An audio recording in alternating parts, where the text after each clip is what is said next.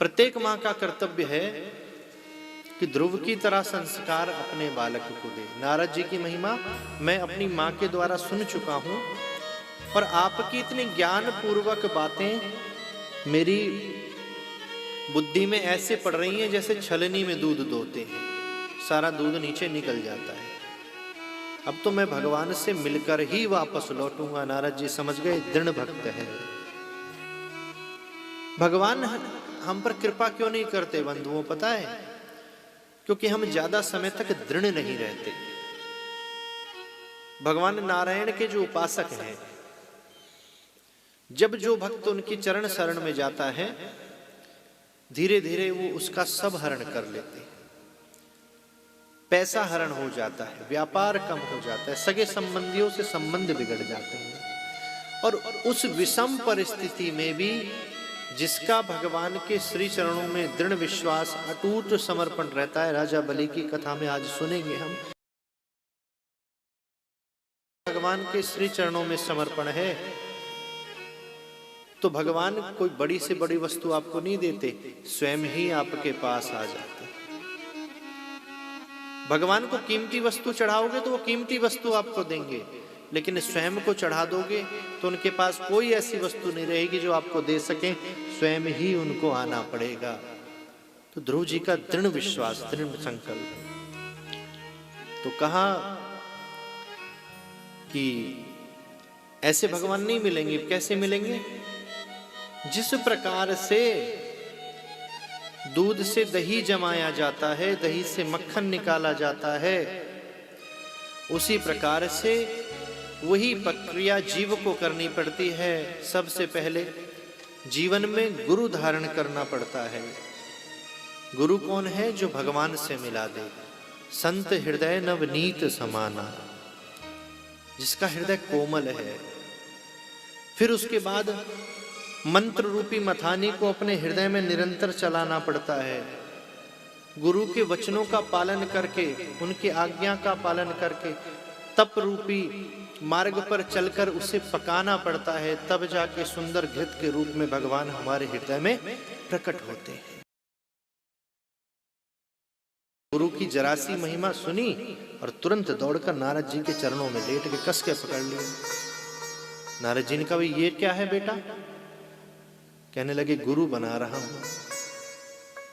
अरे मैं गुरु की तुम्हें महिमा सुना रहा हूं, मैं ये थोड़ी कह रहा हूं तुम मुझे गुरु बना लो।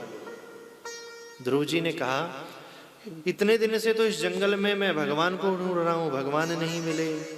अब आपने एक सीढ़ी और बता दी कि गुरु कर्ण धारम, गुरु बिन भवनिध तरई न कोई, जो बिरंच शंकर सम होई।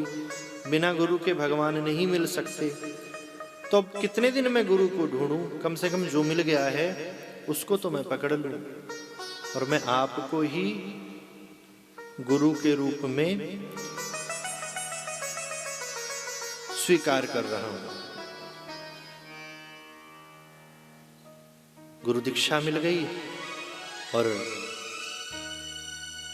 सुंदर उपदेश नारद जी ने कहा कि जाओ मधुबन, मथुरापुरी यमुना के पुलिन तट पर 5 महीने तक तप करो, और ऐसा करने से तुम्हें भगवान मिल जाएंगे, तुम्हारी लालसा जो है वो पूरी होगी।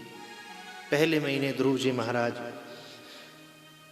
फल खाकर रहते 3 दिन में एक बार, दूसरे महीने सूखे पत्तों पर आ गए, तीसरे महीने जल पर आ गए, चौथे महीने वायु पीकर रहते, सिर्फ हवा, और 5वें महीने सब कुछ छोड़ दिया। पैर के अंगूठे पर खड़े हो गए, जोर से श्वास को खींचा, समस्त ब्रह्मांड के वायुमंडल को अवरुद्ध कर दिया। देवताओं की श्वासें बंद हो गईं। दौड़कर सब देवता ब्रह्मा जी के पास गए, श्वास नहीं आ रही है, वायु समाप्त हो गई। ब्रह्मा जी ने कहा, मेरा भी यही हाल है, थोड़ी देर और रहा तो प्राण निकल जाएंगे। भगवान नारायण के पास दौड़ कर गए। ऐसी कौन सी प्रलय आ गई जो समस्त वायुमंडल अवरुद्ध हो गया? भगवान नारायण ने कहा, घबराने की कोई बात नहीं है, मेरा नन्हा सा भक्त मेरी तपस्या कर रहा है, और उसी के तप का यह प्रताप है जिसने पूरे वायुमंडल को अवरुद्ध कर दिया है। देवताओं ने भगवान के चरणों में गिरकर वंदना करी, किसी तरह इसे आप चालू कराएं, नहीं तो कितने लोग मारे जाएंगे।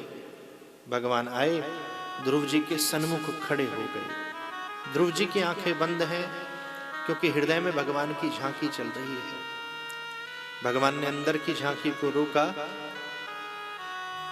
और ध्रुव जी की आंख खुली तो जो झांकी अंदर चल रही थी वही झांकी सामने खड़ी है। बोलिए भक्त वत्सल भगवान की। ये सामर्थ्य किसकी है? ये गुरुदेव की सामर्थ्य है।